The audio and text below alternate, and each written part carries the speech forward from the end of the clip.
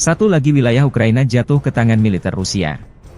Angkatan bersenjata Rusia memasuki pemukiman New York, sebelumnya Novgorod, dari selatan. Desa itu sendiri terletak 6 km sebelah barat Gorlovka.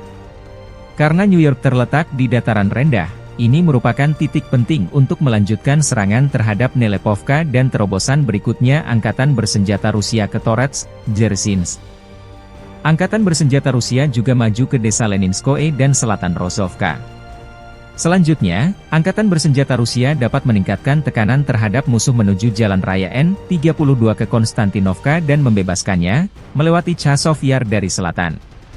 Pada saat yang sama, dari sisi selatan bagian dari kelompok Ocheretinsk, Angkatan bersenjata Rusia bergerak menuju Konstantinovka.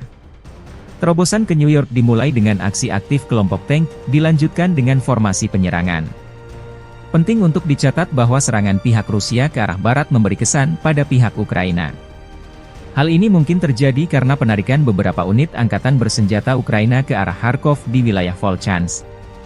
Keuntungan utama dari kendali Rusia atas New York adalah bahwa rezim Kiev akan kehilangan kesempatan untuk menyerang Gorlovka dengan intensitas yang sama.